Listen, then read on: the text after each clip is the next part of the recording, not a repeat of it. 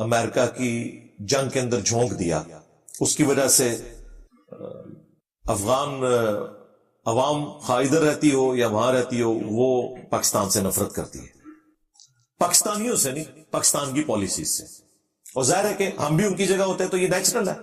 اور اس کی پھر ایگزیجریشن یہ ہوئی کہ یہاں پہ ٹی ٹی پی بن گئی اور انہوں نے پاکستانی فوج کو شہید کرنا شروع کر دیا، عوام کے اوپر حملے کرنے شروع کر دیے اور پولیس کے اوپر حملے کرنے شروع کر دیے، جس کے اگینسٹ پھر ضرب عضب اور رد الفساد اور یہ سارے آپ کو پتہ ہے آپریشنز ہوئے. جب افغانستان سے امریکہ چلا گیا 15 اگست 2021 کو آفیشلی اناؤنسمنٹ ہوئی ان کی، تو پاکستان یہ امید کر رہا تھا کہ ٹی ٹی پی جو ہے ان کو ٹی ٹی اے یعنی تحریک طالبان افغانستان کنٹرول کرے گی، ایٹ لیسٹ پاکستان کے اندر اب وہ کاروائیاں چھوڑ دیں. اور اس میں ٹی ٹی پی کے بھی کئی دہشت گرد ایسے تھے جو امریکہ کی جیلوں میں تھے. افغانستان کو جب آزادی ملی امریکہ سے تو ان جیلوں سے وہ لوگ بھی چھوٹ گئے. اب پاکستان کی ڈیمانڈ تھی کہ ان لوگوں کو ہمارے حوالے کریں، انہوں نے ہمارے حوالے نہیں کیا. پاکستان نے پھر بھی صبر کا مظاہرہ کیا کہ ٹھیک ہے اپنے پاس بھی رکھنا ہے تو انہیں لگام دے کے رکھیں. لیکن آپ کو پتا ہے کہ پچھلے کچھ عرصے سے دہشت گردی کے واقعات کتنے زیادہ ہو گئے بلوچستان کے اندر، ناردرن ایریاز کے اندر. ابھی یہ حالیہ واقعہ جو ہوا میاں والی میں، جس کی ساری تفصیلات میڈیا میں نہیں آئی اور میں بھی بتا کے آپ کا دل دکھی نہیں کرنا چاہتا، اس کے بعد پھر پاکستانی فوج جو ہے نا انہوں نے کہا کہ اب ہم اس حوالے سے کلیئر سٹانس لیں گے. حالانکہ ان کو پہلے ہی پتا ہونا چاہیے تھا. دیکھیں افغان امور کے جو ماہر ترین صحافی ہیں نا پاکستان میں، بلکہ میں کہتا ہوں پورے سب کانٹیننٹ میں، وہ سلیم صافی صاحب ہیں. آپ پچھلے 10 سال کے ان کی جتنی بھی گفتگو اٹھا کے دیکھیں، وہ پہلے دن سے یہ کہہ رہے ہیں کہ ٹی ٹی اے اور ٹی ٹی پی میں کوئی فرق نہیں ہے، ایک ہی سکے کے دو رخ ہے. کیونکہ ٹی ٹی پی تو بنی اس بنیاد کے اوپر تھی کہ افغانستان کے اندر امریکہ کیوں آیا اور پاکستانی فوج نے ان کا ساتھ کیوں دیا. تو یہ کیسے ہو سکتا تھا کہ ٹی ٹی پی اور ٹی ٹی اے ایک دوسرے سے الگ ہوں؟ وہ افغان طالبان کی سپورٹ میں پاکستان سے لڑ رہے تھے. باقی ان کا جو غلو ہے وہ اپنی جگہ، وہ آپ کو پتا ہے سب سے زیادہ میں ہی اس طرح کے نان سٹیٹ ایکٹرز، خواہ وہ طالبان میں ہو خواہ وہ باقی جماعتوں میں ہو، مذہبی یا سیاسی جماعتوں میں تو اس طرح کی کسی بھی سٹرگل کو جائز نہیں سمجھتا. میں اس دور میں بھی جائز نہیں سمجھتا تھا جب ہماری اسٹیبلشمنٹ نے ان کو گود میں لے کے جہادی تنظیمیں بنائی ہوئی تھیں اور کشمیر میں جہاد ہو رہا تھا. میں تو اسے بھی فراڈ سمجھتا تھا کہ یہ ہمارے گاٹے فٹ ہوگا. اور میری ویڈیوز ریکارڈ ہے، یہ نہ سمجھے کہ یہ میں زبانی کلامی باتیں کر رہا ہوں. یوٹیوب تو جھوٹ نہیں نہ بولتی، 2012-13 کی میری ویڈیوز اٹھا کے دیکھ لیں. لیکن بہرحال ان کو سمجھ لیٹ آئی. اب جب یہ آئی ہے تو اب انہوں نے کہا ٹھیک ہے، پھر اب ہم ان کو اپنے طریقے سے جواب دیں گے. کیونکہ الٹیمیٹلی جو طالبان ہے افغانستان والے، انہوں نے کہا جی آپ اپنے معاملات کو خود دیکھیں. چٹا جواب دے دیا. ان کا اچھا پھر ہم دیکھیں گے نا، تو پھر ہم یہ دیکھیں گے کہ جتنے یہاں پہ غیر قانونی لوگ آباد ہیں آپ کے، ہم ان کو واپس کریں گے. ظاہر ہے یہ جینوئن رائٹ تھا پاکستان کا. اب اس میں آلموسٹ 2.25 لاکھ کے قریب ایسے افغانی بھی ہیں جن کے شناختی کارڈ جعلی ہیں. ان میں سے کئی پاکستان میں رہ رہے ہیں اور پاکستان کے شناختی کارڈ سے دوسرے ملکوں میں آباد ہیں. ان کے شناختی کارڈ بھی سارے کینسل ہو گئے. اب ظاہر وہ وہاں سے بھی نکالے جائیں گے. اسی وجہ سے افغانیوں کے دل میں پاکستانیوں کے لیے یا پاکستان کی گورنمنٹ کے لیے نفرت آئی. لیکن یہ آغاز جو ہے نا وہ ٹی ٹی اے کی طرف سے ہوا ہے، یعنی تحریک طالبان افغانستان. انہوں نے ٹی ٹی پی کے مسئلے میں پاکستان کا ساتھ نہیں دیا. تو اس کے اگینسٹ پھر یہ میاں والی والا جو واقعہ، اس نے تو ایک سمجھ لیں ایک آخری جو ایک کوئی تھوڑا بہت کوئی رشتہ تھا نا ایک دھاگے سے بندھا ہوا، وہ بھی توڑ دیا. اب فوج نے بالکل کلیئر کٹ ڈیسیژن کر لیا اور یہ اس میٹنگ کا 95% ایجنڈا تھا جو تمام مکاتب فکر کے علماء کو آرمی چیف نے بلایا ہوا تھا. اب یہ آپ کو علماء کرام باہر تو یہ سارے بڑے بڑے قد کاٹ والے علماء ہیں، مفتی منیب الرحمان صاحب ہوں، مفتی تقی عثمانی صاحب ہوں، باقی لوگ ہوں. ادھر ان کی باتیں سنیں، اندر کسی کی آواز بھی نہیں چین والی نکلی کہ کوئی ہم اپنی کو بات کسی طریقے سے. انہوں نے کلیئر کٹ بھائی ہماری یہ پالیسی ہے. مفتی تقی عثمانی صاحب نے تھوڑی سی گفتگو کی، ان کو بھی شٹ اپ کال دے دی گئی کہ بھائی اس طرح نہیں ہوگا جس طرح آپ کہہ رہے ہیں. پہلے بھی ہم کئی بار ان کے ڈسے جا چکے ہیں. اور اکثر علماء تو وہاں پہ نعرے ہی لگاتے رہے، سپاس نامے ہی پڑھتے رہے. اور وہ بدماش قسم کی دہشت گرد تنظیموں کے علماء بھی وہاں موجود تھے جو باہر آپ کو بڑے بڑے بھاشن دیتے ہیں دلیری کے، اور اندر وہ یہ کہہ رہے تھے آپ کو پتہ ہے ہم تو ہے ہی آپ کے بندے ہیں، ہاں اب بھی ہم آپ کے ہی رہیں گے. وہ اپنا وہ یقین دلاتے رہے. اس وقت ضیاء الحق نے اس لیے افورڈ کر لیا تھا کہ اس وقت امریکہ کا ایک مشن تھا رشیا کے خلاف, اور امریکہ نے کہا تھا کہ بھئی ہم آپ کو اتنا پیسہ دیں گے کہ آپ تو اتنا کما ہی نہیں سکتے. اس لیے لوگ اکثر کہتے ہیں نا, ڈکٹیٹرز کے دور کے اندر ملک بڑا خوشحال تھا, مشرف کے دور کے اندر بھی اور ضیاء الحق کے دور کے اندر بھی, اس لیے کہ آپ لوگ کرائے کے قاتل تھے. ہاں, تو خوشحال ہی ہونا تھا. اب انہیں کوئی کرائے کے قاتل نہیں چاہیے کہ وہ ہمارے آرمی چیف کو کہیں کہ بھئی آپ سنبھال لیں. تو اس وقت تو یہ آپ بھول جائیں, اب جو بھی ہے پولیٹیکل گورنمنٹ ہی آنی ہے انشاءاللہ, الیکشن بھی ٹائم پہ ہو جائیں گے. بال وہاں پہ سباس نامے لوگ پڑھتے رہے جیسے کوئی مطلب آرمی چیف کو امیر المومنین جس طرح ڈکلیئر کر دیا جاتا نا, اس طریقے سے وہ. لیکن ظاہر ہے کہ سمجھدار لوگ جو ہیں وہ باتیں سن لیتے ہیں. ظاہر ہے اس نے اب یہ تو نہیں کہنا تھا, تعریف تو کسی کو نہیں بری لگتی, تو یہ بھی نہیں کہنا تھا کہ شٹ اپ کال دیتے, ٹھیک ہے سن لی, باقی کرنا وہی ہے جو آپ نے کرنا ہے. بال انہوں نے کہا جی آپ کی ذمہ داری یہ ہے کہ اب اپنے محراب اور ممبر سے آپ لوگوں کو یہ ایجوکیٹ کریں کہ ہم افغانیوں کے ساتھ کوئی ظلم نہیں کر رہے. جو لوگ ورک پرمٹ لے کے یہاں آئے ہوئے ہیں وہ کام کرتے رہیں گے. اسی طریقے سے جو لوگ واقعی جن کی یہاں پہ رشتہ داریاں ہیں اور انہیں نیشنلٹی مل چکی ہے, ان کی نیشنلٹی کینسل نہیں ہوگی. جو جعلی شناختی کارڈ والے لوگ ہیں اور جو غیر قانونی رہ رہے ہیں, ہم ان کو نکالیں گے اور اچھے طریقے سے انہیں رخصت کر دیں گے, اور ہماری اپنی مجبوری ہے. حالانکہ میں سمجھتا ہوں وہ بیچارے وہاں جا کے ذلیل و خواری ہوں گے, کیونکہ 60% تو وہاں پہ پہاڑ ہے افغانستان میں. اکانومی ان کی بھی اتنی مضبوط نہیں ہے, زیادہ تر چوری کے پیسے کے اوپر چل رہی ہے. آپ کو تو یہ بتایا گیا کہ وہ تسبیح پھیرنے سے چل رہی ہے, نہیں, چوری کے پیسے کے اوپر اکانومی ان کی چل رہی ہے. اور ظاہر ہے چوری کا پیسہ اب جب رکے گا تو ان کی اکانومی بھی نیچے آ جائے گی. کیسے چل سکتا ہے اسمگلنگ کے اوپر اور یہ سارے معاملات. پاکستان کو اپنا لاس ہو رہا ہے آلموسٹ $7.5 ارب ہر سال نقصان ہوتا ہے اس چوری کی اکانومی کی وجہ سے, اور اس کا فائدہ ان کو ہوتا تھا. بہرحال اب انہوں نے ڈیسائیڈ کر لیا کہ یہ اب اینڈ ہے, اور مجھے نہیں لگتا اب یہ اتنی آسانی سے کوئی یہ پالیسی ریورس ہوگی. یہ میجر ایجنڈا تھا, اور علماء کو انہوں نے کہا کہ آپ جا کے لوگوں کو ایجوکیٹ کریں. علماء کو تو اس میں سے کچھ بھی نہیں ملنا. تو میں نے انہی علماء میں سے کچھ علماء سے جب پوچھا, انہوں نے کہا ہمارا دماغ خراب ہے کہ ہم جا کے محراب اور ممبر سے یہ باتیں کریں, اور کسی نے بھی نہیں کرنی. ظاہر ہے کہ جو میجر لوگ بیٹھے ہوئے ہیں بیچ میں وہ تو دیوبندی فرقے کے لوگ ہیں, وہ کب بھی افغانیوں کے بارے میں بات کریں گے؟ وہ خود طالبان کے بینیفیشری ہیں اور طالبان ان کے بینیفیشری ہیں, وہ بھی نہیں بات کریں گے. بریلوی کہنے کے بالکل ٹھیک ہو رہا ہے نا دیوبندیاں نال, ٹھیک ہے.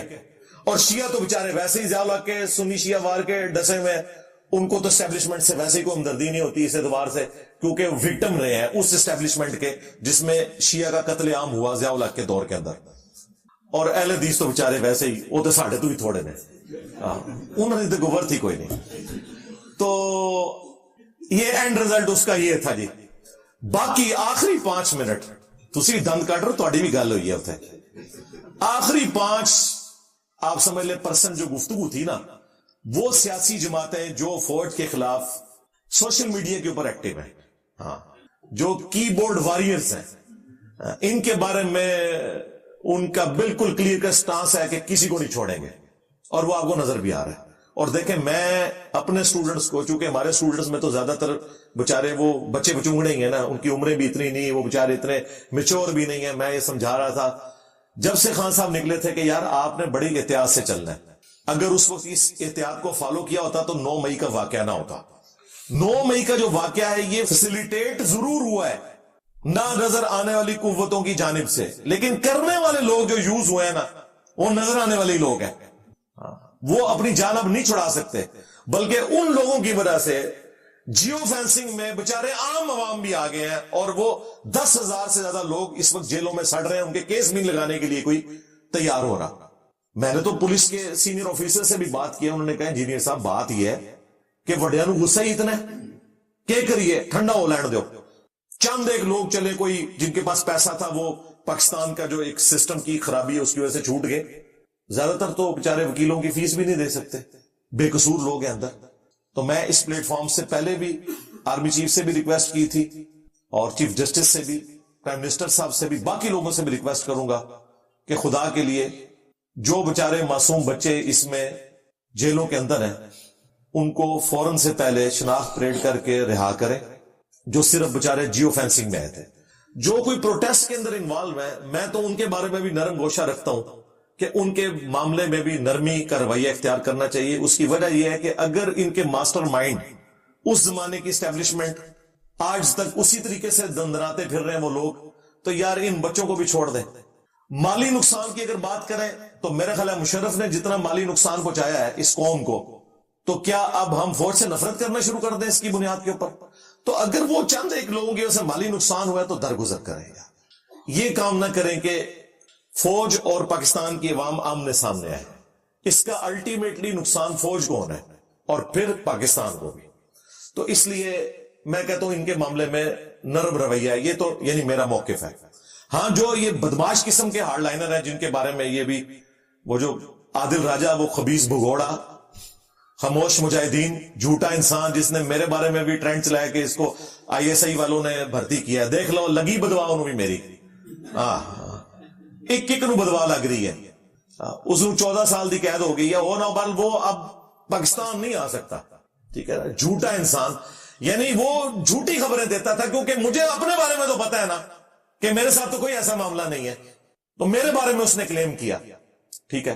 دوسرا, ہم وہ بار بار ریکویسٹ کر رہے تھے اپنے بھائی کے بارے میں, چلے وہ بھائی صاحب کو بھی اب انہوں نے کور کمانڈر کوئٹہ کے عہدے سے فارغ کر کے یونیورسٹی میں پڑھنے لکھنے کے لیے ڈال دیا, وہ بھی ایڈریس ہو گیا. لیکن جو اصل 2 بندے ہیں ریٹائر ہو کے باہر بیٹھے ہوئے ہیں, ٹھیک ہے, پاکستانی عوام کا منہ چڑھا رہے ہیں, ان کے بارے میں بھی کوئی فیصلہ ہونا چاہیے. اور اگر ان کے بارے میں فیصلہ نہیں ہوتا تو بیچارے جو یہ سیاسی لوگ ہیں ان کو چھوڑ دیا جائے. یہ انہوں نے کوئی بندوق تو نہیں اٹھائی ہوئی ہے, زیادہ سے زیادہ کوئی کسی نے کوئی حرکت کی ہے تو کوئی مالی نقصان کر لیا ہوگا, لیکن جانی نقصان تو کسی نے نہیں کیا. تو یہ نفرتیں ختم ہونی چاہیے, سیدھی سی بات ہے. بہرحال اس وقت تو اسٹیبلشمنٹ غصے میں, اور ظاہر ہے انہوں نے تو اپنا 9/11 ڈکلیئر کر دیا ہوا ہے 9 مئی کو, اور ظاہر واقعہ بھی بہت بڑا تھا. خان صاحب سے بھی شروع میں تو غلطی ہوئی نا, انہوں نے اڑتا تیر بغل میں لے کے کہا کہ جی مجھے پکڑیں گے پھر یہ تو ہوگا. بھئی یہ کہنے کی کیا ضرورت ہے, یہ آپ نے اپنے منہ سے ایک ایسی بات نکال دی. بعد میں بے شک آپ کنڈیم کر رہے ہیں, لیکن وہ شروع میں جو مسئلہ مس ہینڈل ہوا ہے وہ انہوں نے پکڑا ہوا ہے کہ جی یہ دیکھ لیں اس کے پیچھے یہی ہے. تو اس میں کچھ ان سے بھی مس ہینڈلنگ ہوئی ہے, لیکن الٹیمیٹلی میرے خیال ہے پاکستانی فوج کو پاکستان کی عوام کی فوج ہونا چاہیے, کسی سیاسی جماعت کی فوج نہیں ہونا چاہیے. یہ اصل مسئلہ ہے. پہلے یہ فوج پی ٹی آئی کی فوج بنی ہوئی تھی, اب دوسری پارٹیوں کی فوج بنی ہوئی ہے. یہ کام نہیں ہونا چاہیے. ساری پارٹیوں کے لیے برابر والا معاملہ ہونا چاہیے. ہم تو اس پلیٹ فارم سے کوئی بندے بھرتی نہیں کریں گے, ہم کوئی پروٹیسٹ نہیں کریں گے, کوئی روڈ بلاک نہیں کریں گے, لیکن اپنی زبان کے ذریعے حق بات ضرور کرتے رہیں گے تاکہ اپنے بڑوں کو یہ چیز ریئلائز کرواتے رہیں کہ یار تم نے مرنا ہے, کسی کے ساتھ ظلم نہیں ہونا چاہیے. قرآن پاک میں اللہ تعالیٰ نے واضح یہ فرمایا, وَلَا يَجْرِمَنَّكُمْ شَنَآنُ قَوْمٍ عَلَىٰ أَلَّا تَعْدِلُوا اعْدِلُوا هُوَ أَقْرَبُ لِلتَّقْوَىٰ. دیکھنا کسی قوم کی دشمنی تمہیں اس بات پہ نہ ابھارے کہ تم انصاف کا راستہ چھوڑ دو. انصاف کرو, یہی تقوی کے قریب ہے, یہی تقوی کی روش ہے. تو انصاف کریں, وہ آپ کا رائٹ ہے. اور اگر آپ انصاف نہیں کر سکتے, طاقتور سے آپ درگزر کا معاملہ کرتے ہیں, تو کمزوروں کے ساتھ زیادہ درگزر کا معاملہ کریں, ورنہ مر کے اللہ کے حضور تو پیش ہونا ہے. صحیح بخاری اور صحیح مسلم دونوں کے اندر حدیث موجود ہے. اللہ کے محبوب صلی اللہ علیہ وآلہ وسلم نے فرمایا, تم میں سے ہر شخص نگہبان ہے اور اس سے اس کی رعیت کے بارے میں پوچھا جائے گا. پھر نبی علیہ السلام نے ایک ایک چیز گنوائی کہ ایک حکمران اپنی رعایا کے اوپر نگہبان ہے, اس سے اس کے بارے میں پوچھا جائے گا. ایک خاوند اپنی بیوی اور بچوں کے اوپر نگہبان ہے, اس سے اس کے بارے میں پوچھا جائے گا. ایک بیوی اپنے خاوند کے مال اور اولاد کے اوپر نگہبان ہے, اس سے اس کے بارے میں پوچھا جائے گا. اور حکمرانوں کے بارے میں تو اتنی اسٹانشنگ حدیث ہے بخاری اور مسلم دونوں میں. نبی صلی اللہ علیہ وآلہ وسلم نے فرمایا کہ سب سے برا گڈریا اگر کوئی ہو سکتا ہے نا, تو وہ ہے جو حکمران ہو اور انصاف نہ کرے. ایسا شخص جنت کی خوشبو بھی نہیں پائے گا جو حکمران تھا اور اس نے انصاف نہیں کیا. جنت میں جانا تو دور کی بات, خوشبو بھی نہیں پائے گا. اچھا, یہاں پہ لوگوں کو شوق بڑا ہے شیروانی پہننے کا, ہاں جی, اسی طریقے سے وہ گونے پہننے کا جو ججوں نے پہنی ہوتی ہیں, اس طریقے سے یہ فوجیوں کے بیج لگوانے کا, لیکن پتہ نہیں کہ اس کے ساتھ ہمیشہ کی ناکامیاں یا کامیابیاں جڑی ہوئی ہیں. اگر انصاف کیا تو وہ بخاری مسلم میں حدیث ہے, 7 لوگوں کو اللہ کے عرش کا سایہ نصیب ہوگا قیامت کے دن, جس دن کوئی اور سایہ نہیں ہوگا. ان میں پہلا شخص وہ ہے جو عادل حکمران ہوگا, عدل کرنے والا. یہ جج جو ہے نا دنیا میں, یہ اللہ کی کرسی پہ بیٹھے ہوئے, اگر انصاف کریں گے سب سے پہلے یہ لوگ جنت میں جانے والے ہیں. اور اگر یہ ناانصافی کریں گے تو ان کو اللہ کے عذاب سے بچانے والا کوئی نہیں ہے. یعنی جو بھی ڈومیننٹ پوسٹ ہے، خواہ وہ جج ہوں، جرنیل ہوں، پرائم منسٹر ہوں، سب سے بڑھ کر تو پرائم منسٹر چونکہ وہ عوامی نمائندہ ہے، وہ سب سے پہلے اکاؤنٹیبل ہے. اسی لیے تو دیکھیں سیدنا عمر نے خالد ابن ولید کو آرمی چیف کے عہدے سے وہ اتار دیا تھا، کیونکہ وہ بعض اوقات امیر المومنین کی انسٹرکشنز کا انتظار کیے بغیر اگلی ایکٹیویٹی پرفارم کرتے تھے. حضرت عمر نے کہا کہ نہیں، جو بھی تم ایکٹیویٹی پرفارم کرتے ہو الٹیمیٹلی میں اللہ کے حضور پکڑا جاؤں گا. تمہاری کسی ایکٹیویٹی جو غلط بھی ہو جائے میں اللہ کو کیا جواب دوں گا. ان کا ڈیسیژن بالکل اپنی جگہ درست تھا. اور پھر انہوں نے یہ بھی کہا کہ دیکھو اب تو یہ شام کی سرزمین فتح ہو چکی ہے، اب ہمیں کوئی فوجی گورنر نہیں وہاں چاہیے. دیکھ لیں حضرت عمر بھی کتنے ڈیموکریٹک تھے، وہ کہتے تھے فوجی نہیں حکومت چلا سکتے. ہاں انہوں نے کہا ابو عبیدہ ابن جرح کو بھیجوں گا جس کی رسول اللہ کے ساتھ صحبت ہے، وہ سیاسی معاملات کو چلا سکتے ہیں، کیونکہ تم تلوار کی زبان سے بات کرو گے، تلوار سے آپ عوام کو نہیں قابو کر سکتے. اس کے لیے ڈاکٹرن کی ضرورت ہوتی ہے، سیاسی سمجھ بوجھ کی ضرورت ہوتی ہے. تو لوگوں کو تو پتہ ہی نہیں ہے کہ حضرت عمر نے کوئی جذباتی ڈیسیژن کیتا ہے. بالکل صحیح ڈیسیژن کیتا سی، بالکل صحیح ڈیسیژن کیا تھا انہوں نے. حضرت عمر اتنے سمجھدار تھے، انہوں نے پولیس کا محکمہ علادہ کر دیا. انہوں نے کہا جو فوجی بارڈروں پہ کافروں کے خلاف لڑ رہے ہیں نا، وہ پولیس میں بھرتی نہیں ہوں گے، کیونکہ یہ تلوار کی زبان سے بات کرتے ہیں. پولیس میں وہ بندہ ہونا چاہیے جو عوامی آدمی ہو. ویسے اب ہماری پولیس کا بھی ڈنگ کافی حد تک نکل چکا ہے. ہاں میں بتاؤں، ہمارا تو چونکہ بڑے عرصے سے انٹریکشن ہے نا، تو میرا تو بڑا اچھا تجربہ رہا ہے اس حوالے سے.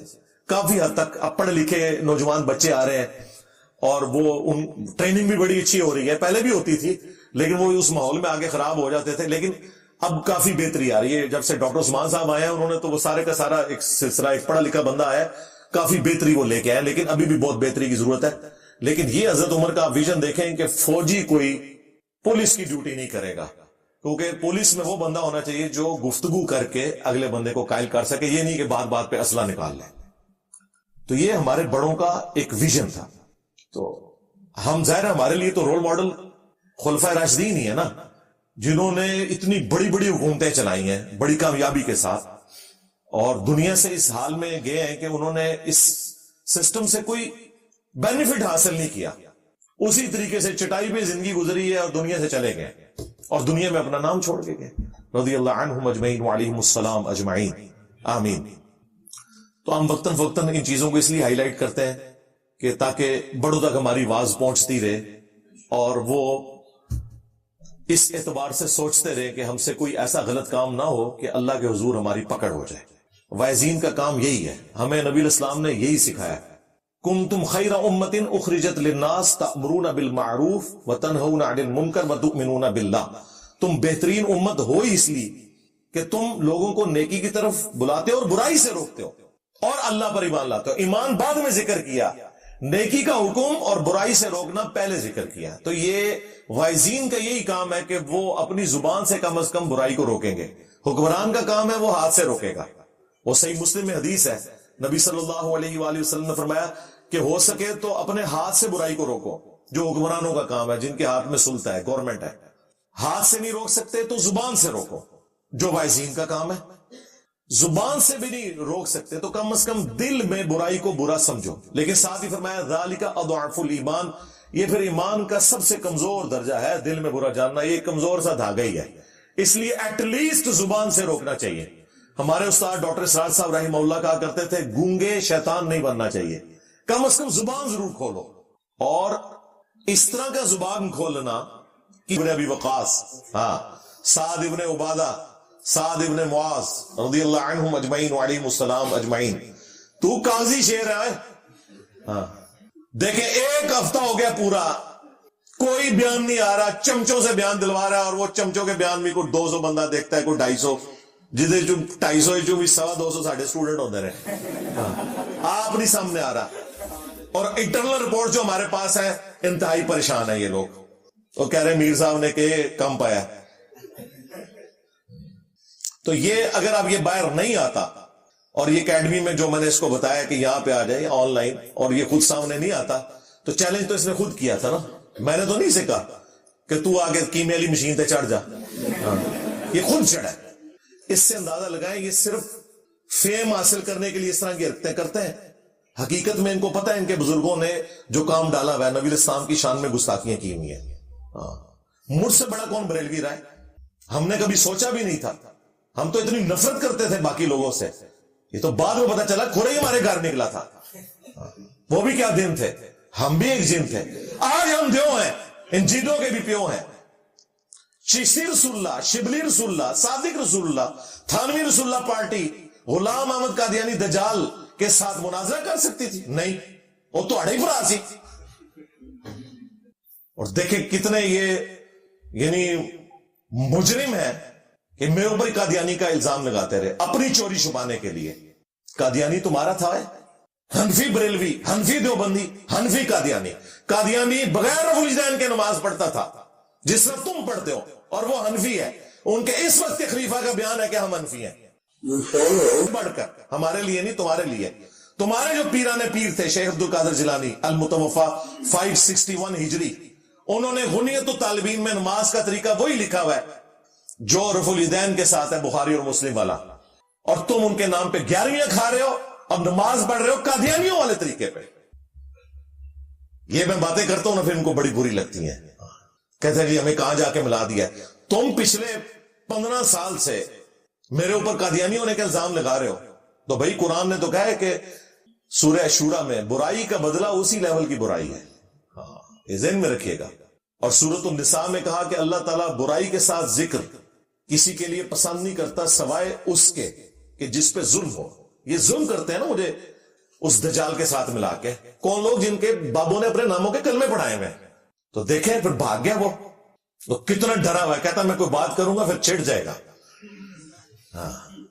یہ ہے سچائی کی طاقت. ہمارے اسٹوڈنٹس کہتے تھے نا انجینئر صاحب اتنے ہارڈ لائنر کیوں ہے؟ اللہ کے بندو یہ کچا کھا جاتے ہیں مجھے. میں نے انہیں نیزے کی نوک پہ رکھا ہوا ہے. ذرا سی کوئی بات کرے گا میں اللہ کے ہاتھ پڑا دیا گا ایسی تیسی دوڑی. کیونکہ میں نے تو فیصلہ کر لیا نا کہ میں نے تو نبی الاسلام کے مشن کی خاطر اپنی جان رکھی ہوئی ہے تیگی پہ. میں نے تو کرنا ہے ختم نبوت کا کام. ختم نبوت کے کام کا مطلب یہ ہے کہ نہ غلام احمد قادیانی دجال بچے گا، نہ کوئی چشتی دجال بچے گا، نہ کوئی تھانوی دجال بچے گا. میں نبی صاحب ہے ہی کوئی نہیں. تیرے بابے تھے شاہ ہی کوئی نہیں. دبو انہاں بابے نو. سب فراڈ، جھوٹ، حرام خوریاں دین کے نام کے اوپر. ان لوگوں نے اللہ اور اس کے رسول کے نام کے اوپر امت کو دھوکہ دیا عز و جل و صلی اللہ علیہ وآلہ وسلم. تو بھائی میں تو انتظار میں بیٹھا ہوں. اونٹ کڈو انہوں باہر سعد رضوی نو آئے تھے. اس کا دائیں امیر کہنا ہے انجینئر نو کڈو. اونٹ تیرے ساتھ نے آپ بنے اونٹ کاکا نہ کوئی کڈی. اسی تو تواڈے وڈے نو کچھ نہیں سمجھتے. خادم رضوی صاحب پوری زندگی میرے کلپ دیکھ کے بھاگتے رہے اپنے ساتھ والوں کہتے ہیں انہوں نے چھیڑیو، انہوں نے چھیڑیو. انہوں پتا سی کہ کھا جائے گا سارے نو. تو کھا گیا جائے الحمدللہ، اللہ کا شکر ہے. تو یہ مجھے بائی چانس یاد آ گیا کیونکہ اس وقت یہ کسٹوڈین بنے ہوئے ہیں نا، ختم نبوت کے نام کے اوپر لوگوں کو دھوکہ دے رہے ہیں. ختم نبوت اس دن ہوگا جس دن تم لوگ لاہور سے جب نکلو ان پبلشرز کی دکانوں کے باہر دھرنا دو جو چشتی رسول اللہ والی کتابیں چھاپ رہے ہیں.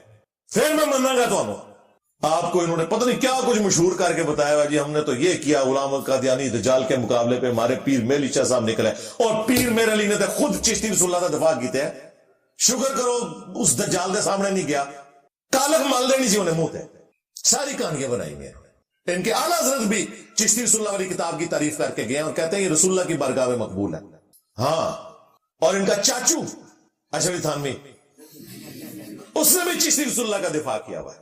ان کے اندر کتاباں بدل گیا نے اور تواڈے بابے تینوں وڈے دفاع کر کے گئے ہوئے ہیں تو اسی کہندے کتاباں بدل گیا نے. اور چھڑ دو آج تو 15-16 سال پہلے مناظروں میں انیف قریشی صاحب نے خود اس کو شتی حال تمہارے کامر کہہ رہے نہ کھولنا، تم بکی جا رہے ہو. خبردار زین ہر کسی سے صوفیاء کے بارے میں زبان گل بڑی لمبی ہے میں وچوں حذف کر رہا ہوں. اور جس طرح کہتے نا چھڑ دو عبد القادر پہ گیا جی. انہوں کے پتہ ہے انجینئر پہ گیا بچ اے ٹوٹل وجہ جے. تو بھائی ان لوگوں کی غلط بیانیوں، فریب زدہ عقائد اور نظریات کے لیے یہی کافی ہے کہ ابھی تک ان کی جرت نہیں ہو رہی کہ چشتی رسول اللہ، تھانوی رسول اللہ، شبلی رسول اللہ کی کتابوں کی پرنٹنگ بند کروائیں یا ان کے اوپر مقدمے کروائیں یا ادھر جا کے دھرنے دیں. اگر یہ مخلص ہوتے نا تو سب کو ایک طریقے سے آنتے جس طرح ہم آنتے ہیں. پہلی دفعہ میں نے یہ ٹرم انٹروڈیوس کروائی ہے غلام احمد قادیانی دجال. یہ دجال کا لفظ میں نے آ کے جوڑا ہے. مجھ سے پہلے کوئی ان کا مولوی یہ لفظ نہیں بولتا تھا. اس کے ساتھ کوئی غلام قادیانی کہتا تھا, کوئی مرزا قادیانی کہتا تھا. میں نے ہمیشہ اس کا نام پورا لیا جو اس کا نام ہے, غلام احمد قادیانی دجال کا لفظ لگایا. یہ 29 دجالوں میں سے ایک دجال ہے جو بخاری مسلم میں حدیث ہے. قیامت اس وقت تک قائم نہیں ہوگی جب تک کہ 30 جھوٹے دجال نہ پیدا ہو جائے جن میں سے ہر شخص یہ دعوے کرے گا کہ وہ اللہ کا نبی ہے. اور یہی حدیث ابو داؤد اور ترمذی میں ہے. اس میں آگے الفاظ ہیں انا خاتم النبیین لا نبی بعدی, میں خاتم النبیین ہوں, میرے بعد کوئی نبی نہیں ہے. قادیانیوں کو علمی طور پہ اگر کسی نے للکارا ہے تو اللہ کے فضل سے اس فقیر نے للکارا ہے. میری ویڈیوز آپ دیکھ لیں, قادیانیوں کو مسلمان بنانے والی ویڈیو, وہ ایک 40 منٹ کی ویڈیو کسی بھی شخص کو ختم نبوت کے حوالے سے صحیح عقیدہ بتا سکتی ہے. اس کے علاوہ ویڈیوز ہیں, کشف اور الہام کے اوپر میری ویڈیوز ریکارڈ ہے, ختم نبوت کے